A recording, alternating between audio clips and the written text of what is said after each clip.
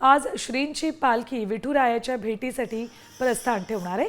जवळपास 700 वारकऱ्यांसह टाळकरी, वाळकरी, पताकाधारी हरिनामाच्या गजरात पालखी पंढरीकडे प्रस्थान ठेवणार आहे। आषाढी महोत्सवात सहभागी होण्याचं संत गजानन महाराज संस्थानचं यंदाचं 56वे वर्ष आहे। पंढरीनाथाच्या भेटीसाठी प्रत्यक्ष गजानन महाराजांनी हजारो वारकऱ्यांसह वारी केल्याचे दाखले मिळतात। त्यामुळे येथील वारीला असलेली परंपरा ही संतांनी गेल्या 55 वर्षांपासून जपली आहे।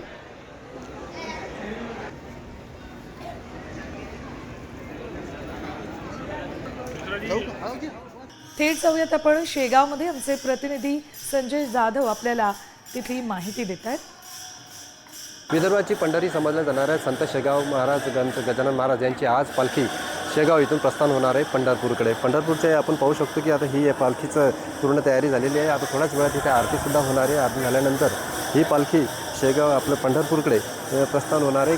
56 वर्ष झाले हे आजचे हे वर्ष जे आहे 56 वर्ष आहे। 55 वर्षापासून ही पालखी इथनं पंढरपूरकडे प्रस्थान होणार आहे। 6 जुलैला ही पालखी तिथे पंढरपूरला पोहोचणार आहे आणि 750 वारकरी यामध्ये सहभागी होणार आहे। 750 वारकरीच्या समवेत ही पालखी इथनं शेगाववरून आता थोड्याच वेळात पंढरपूरकडे प्रस्थान होईल आणि पूर्ण पायी प्रवास करून हे पंढरपूरला 6 जुलैला पंढरपूरमध्ये पोहोचेल। एका दिवशी आषाढी नखोपोटे यात्रेमध्ये पंढरपूरच्या यात्रेमध्ये समावेश होईल आणि त्यानंतर तिथनं पुन्हा परतीचा मार्ग येईल। कॅमेरामॅन सुनील मोरे, संजय जाधव, साम TV, बुलढाणा, शेगाव।